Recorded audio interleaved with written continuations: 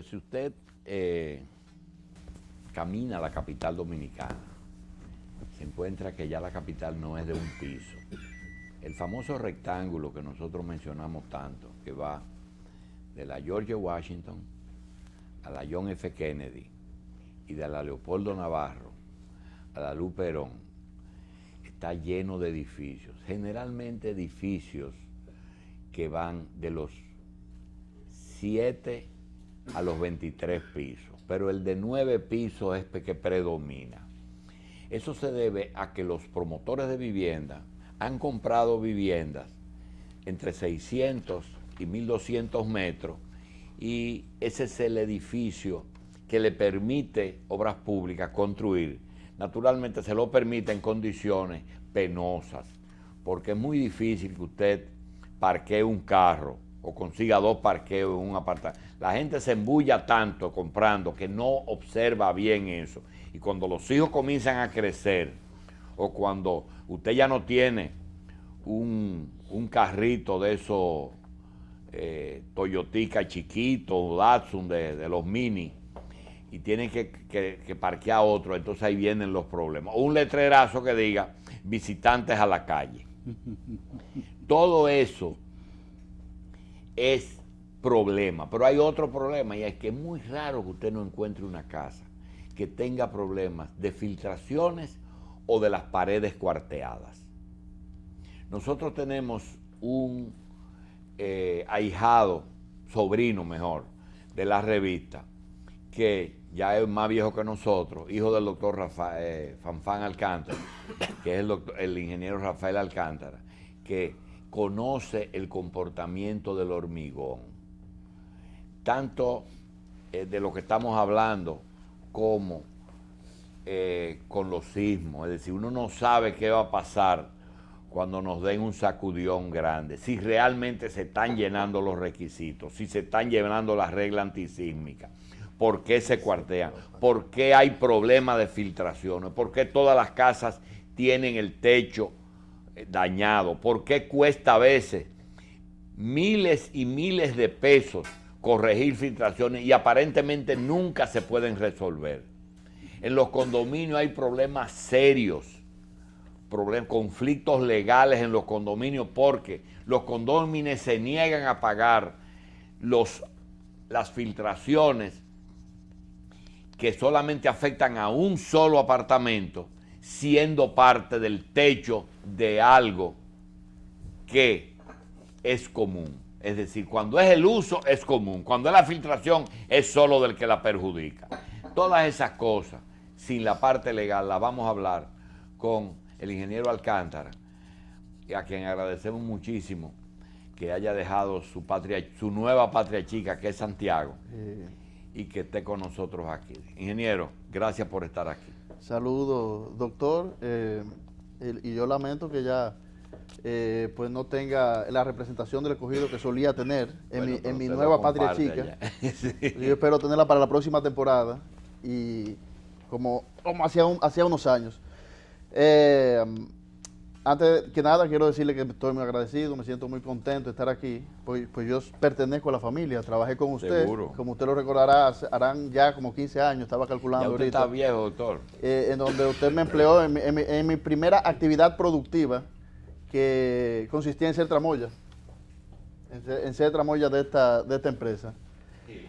Bueno, me gustaría que entráramos en materia primero, señalando. Yo tuve una conversación recientemente con el director de sismología, el Instituto de Sismología Dominicano, que opera en la UAS, y él me decía que la gran preocupación que él tiene es que los ingenieros del país no consultan al instituto para saber, para tener una asesoría o en materia de prevención a nivel de construcción, que tendría que tener en pendiente a la hora de levantar un proyecto.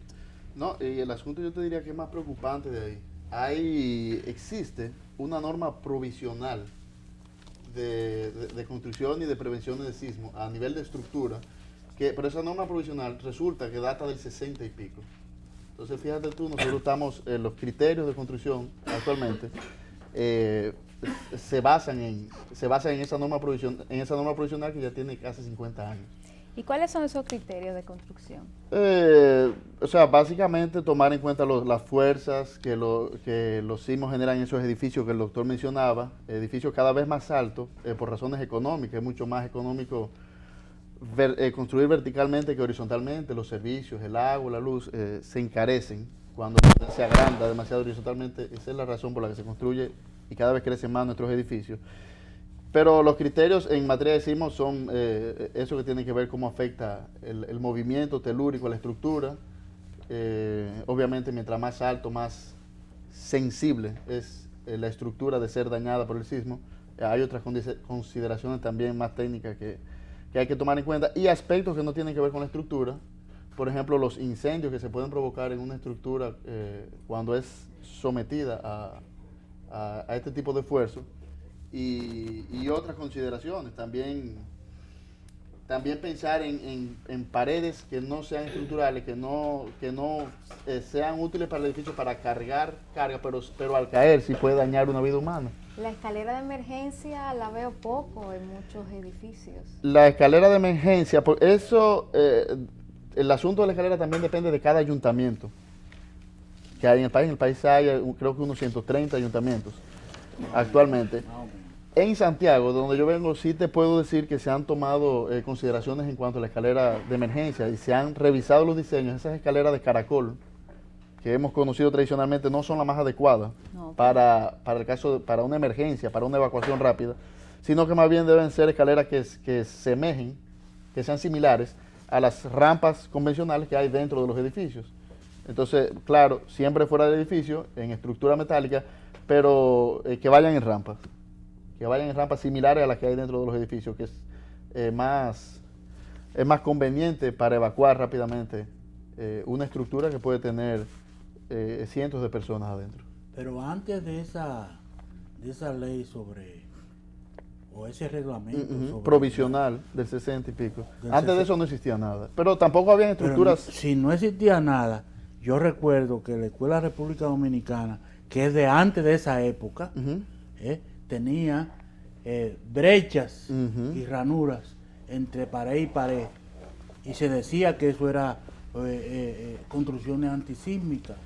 Siempre han habido ingenieros estructuralistas muy buenos preocupados en ese sentido. El ingeniero Leonte Bernal, por ejemplo, siempre fue un ingeniero brillante dominicano. Participó en la construcción del Palacio Nacional, que es una estructura de época de Trujillo, por ejemplo, y ha participado en varias obras importantes, la Basílica de Higüey, que es una estructura también bastante vieja, y ha participado en varias obras y siempre los ha habido. El porqué de esa ranura, como usted dice, es que los edificios que son muy grandes horizontalmente, y el más grande quizás sea el que está en la San Vicente, el megacentro. El megacentro. Es más grande horizontalmente, me refiero, un edificio de 2 pisos, 3 pisos.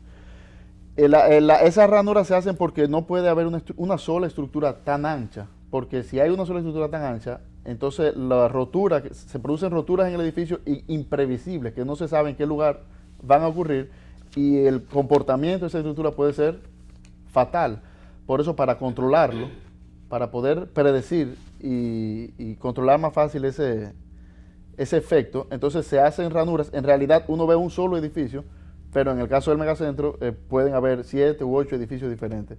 Y tienen que tener una separación mínima requerida en función del cálculo que los estructuralistas hagan, que se puede desplazar el edificio ante un sismo de una intensidad X, que las mismas normas exigen. ¿Qué se puede hacer y predecir en este caso? ¿Qué se puede hacer con lo que ya está edificado? ¿Y qué se puede hacer de ahí en adelante? Déjeme decirle que en el país realmente hay muchos ingenieros, como le decía antes, desde siempre han habido algunos ingenieros que se han preocupado por este tema. Y en la actualidad hay muchos estructuralistas con mucho conocimiento. Yo podría hacer una lista bastante larga de ellos. No me atrevo a hacerlo porque el que incluye, excluye, ¿verdad?